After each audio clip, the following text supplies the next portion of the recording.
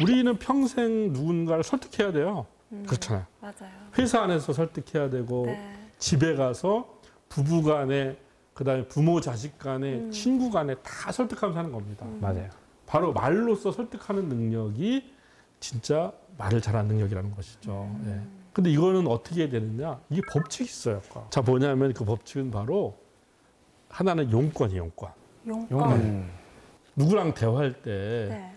말을 막 장하게 하거나 네. 막 모호하게 하면 이런 얘기 하잖아요. 아니 그래서 용건이 뭔데? 오, 맞아요. 네. 네, 아버지가 어머니한테 정말 잘하는 말이에요. 그렇잖아요. 네. 네, 맞죠. 네. 그 용건이라는 게 바로 네. 말을 하는 목적이거든요. 근데 이 목적은 뭐냐면 대체로 두 가지. 하나는 내가 이렇게 말을 해서 무언가 우리가 결정을 하자. 또 말을 해서 이렇게 판단하자라고 하는 게 바로 용건입니다. 그러니까 내가 저 사람하고 말을 할 때는 항상 머릿속에 내가 이 말을 통해서 저 사람하고 어떤 결정을 이끌어내려고 하는 거지, 어떤 판단을 이끌어내려고 하는 건지를 먼저 생각을 해야 돼요. 그리고 용건은 또 타당해야 돼요. 말도 안 되는 용건을 얘기하면 안 되잖아요. 그죠? 그러니까 용건을 분명히 정하고 또 그건 타당해야 된다는 거. 이거 하나가 첫 번째고요. 자, 그런데 그 용건만 얘기해 봤어요. 그러면 이제 상대방이 듣기에 저 사람 얘기가 뭐 틀린 말은 아닌 것 같아. 이렇게 생각은 하지만 그렇다고 딱 공감이 되지도 않잖아요. 맞아요. 네. 그러니까 공감이 되지 않으면 절대 사람 행동하지 않아요. 그냥 네 말 맞아?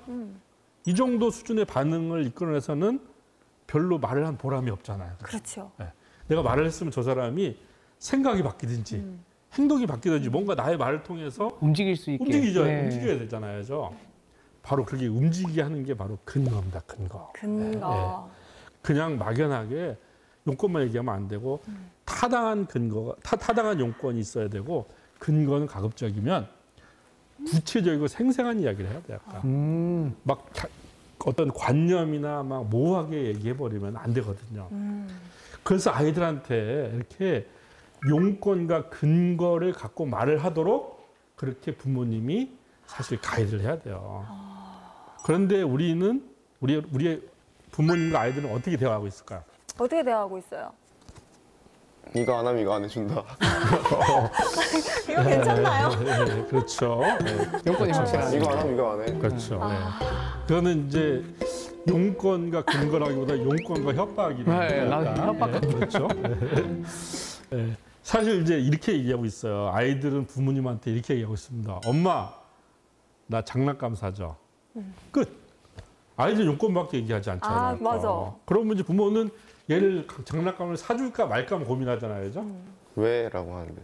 왜란 말을 하는 부모는 정말 그렇게 하시나요? 네. 그럼 훌륭한 부모님입니다. 오, 나이스. 근데 대체로는 뭐냐면 그냥 엄마 나 장난감 사자 그러면은 야, 너 지난번에 샀는데 또 사냐? 아, 맞아. 이런 식으로 그냥 예스냐 노냐만 얘기를 하지 왜라고 묻지도 않아요. 근데 보세요. 집안에서는 이렇게 용건만 말해도 다 통하죠. 그죠? 상관없어요. 근데 아이가 이제 학교에 갔어요. 학교에 가서 용건만 얘기하면 통할까요? 안 되죠. 안 통하잖아요. 더구나 이 아이가 학교를 졸업하고 사회에 나갔어요. 사회에 나가서 용건만 얘기하잖아요. 더더욱 안 되죠. 그럼 더더욱 안 되고 도대체 뭘 해야? 이상한 놈이다. 네. 예. 어이가 없어 하잖아요. 맞아요. 그렇죠? 그러니까 아이가 집에서 부모님하고 대화할 때부터 항상 용건을 말할 때는 근거를 말할 수 있도록 이렇게 아이들이 그렇게 대화 문화를 배워야 되는 거예요. 그래서 우리 정윤욱 선수처럼 엄마 나 장난감 사러 왜? 라고 물어봐야 되는 거야. 그럼 아이가 처음에는 당황해요. 이걸 왜 묻지? 그런데 아이는 고민하기 시작해요. 아, 내가 왜 장난감을 가지려고 하지? 자, 이건 뭐냐면 스스로 자기의 욕구를 유식한 말로 얘기하면 객관하는 거죠. 그러니까. 또 하나는 내가 무언가를 상대방한테 요구하려면은 항상 근거를 제시해야 되는구나. 근거를 제시하지 않고는 절대 어떤 일이 벌어지지 않는구나라고 이렇게 이야기를 하는 거죠. 근데 그 왜 있잖아요, 선장님. 예. 왜가 왜 이게 예. 아니라 예. 왜 이렇게 하는, 그러니까 묻는 왜가 아닐 수도 있어요. 그건 협박 아니야. 그러니까 이유가 궁금한 왜가 아니라 안 돼의 왜를 맞습니다. 왜 이렇게 할 때도 있는데 그렇죠. 그럼 아이 입장에서 또 혼란이 올 것 같아요. 그렇죠. 네. 그거는 질문이 아닙니다.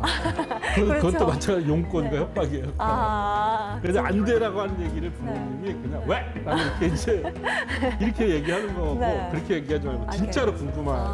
진부하게. 저는 왜? 물음표예요. 네. 왜? 그렇죠. 맞아요. 장난감 갖고 싶어 하면 왜? 네, 네, 그렇죠. 그렇죠. 이건 있는데 이게 네. 없어서라고. 그렇죠. 그렇죠. 오. 맞아요. 맞습니다. 정말 좋은 그런 겁니다. 그러니까. 그런데 또 부모님은 또 아이들한테 어떻게 얘기할까요?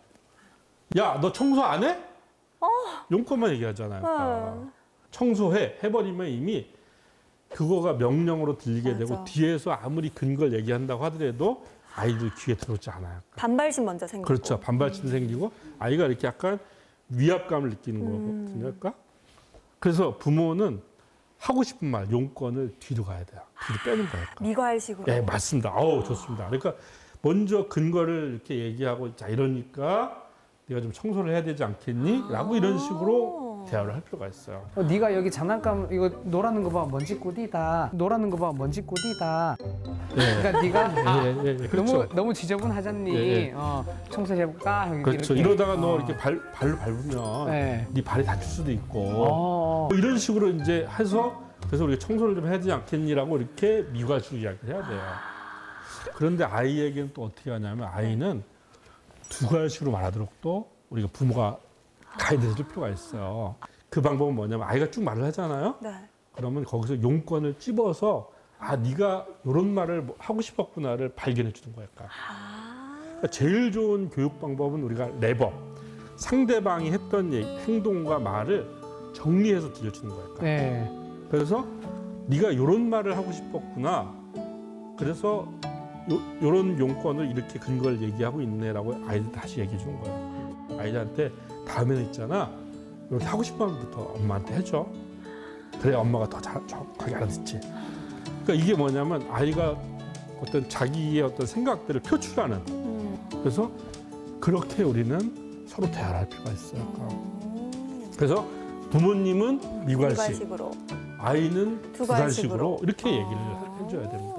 얼마 전에 이제 인터넷에도 용돈 기한서 이래서 애가 이제 용돈 필요하다는 말을 되게 근거를 막 써가지고 하는 거 보니까 내가 부모라도 이건 주겠다 하는 생각이 들어요. 맞습니다. 그러니까 그게 아이는 거기서부터 누군가 설득하는 방법들을 트레이닝하는 거예요. 이걸 잘하는 아이들 나중에 회사에 들어가서 회사에 가면 다 어떤 일 할 때 다 기한서, 보고서, 기획서 다 그렇죠. 써야 되잖아요. 맞아요. 설득해야지 이루어지잖아요. 맞아요. 그거 잘하는 아이를 성장하는 거예요. 이제 뭐 필요하다고 하면 적어서 갖고 오라야겠다. 그렇죠. 필요한 이유를. 맞습니다. 네. 그렇게 하는 게 네. 좋아요. 그러니까 말을 하는 것보다도 네가 그러면은 왜 필요한지, 뭐가 필요하고 왜 필요한지에 대해서 용건하고 근거를 한번 해가지고 아빠한테 보내. 뭐 꼭 문서로 안 해도 카톡으로 해도 그렇게 보내라고 하면은 아이는 이제 고민하기 시작하는 거니까. 네. 그래서 항상 아이들이 뭐 무슨 여행을 하고 싶다, 아니면 조금 뭐 태블릿 PC 같이 좀 돈이 들어가는 걸 사고 싶다고 할 때는 그렇게 아이들로 하여금 스스로 자기가 부모를 설득할 수 있는 논리를 스스로 만들 수 있도록 그렇게 가이드를 할 필요가 있습니다.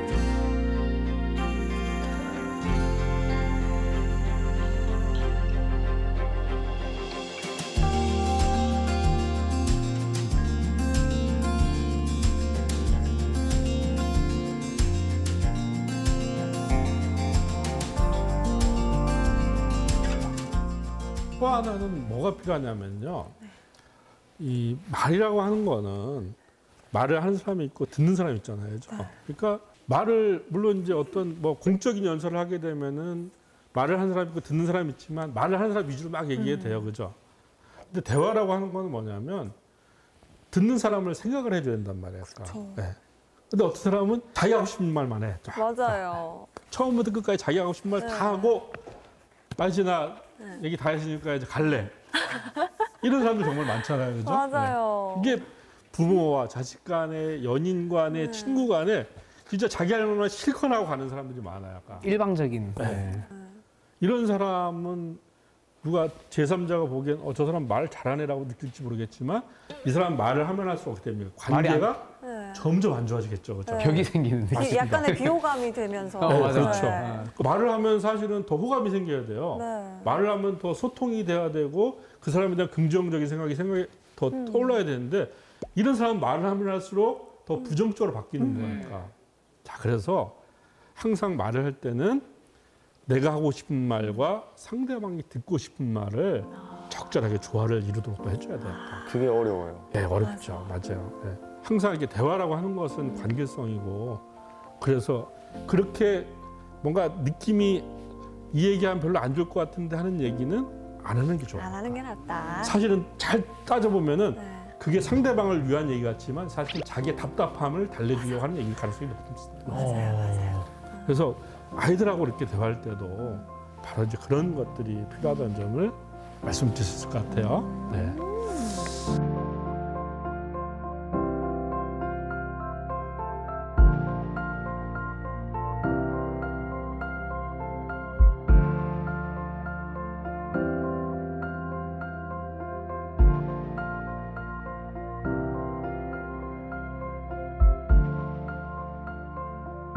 사실 이 말하기에서 무엇보다 중요한 게 뭐냐면 잘 들어주는 거예요. 아, 예. 맞아요. 바로 경청하기입니다. 예. 맞아요. 부모가 아이들 얘기를 경청하지 않잖아요. 절대 그 아이는 말을 잘하는 아이로 성장할 수가 없어요. 예. 그렇잖아요. 그래서 이 사실 말하기의 절반은 잘 듣기로부터 비롯되는 겁니다.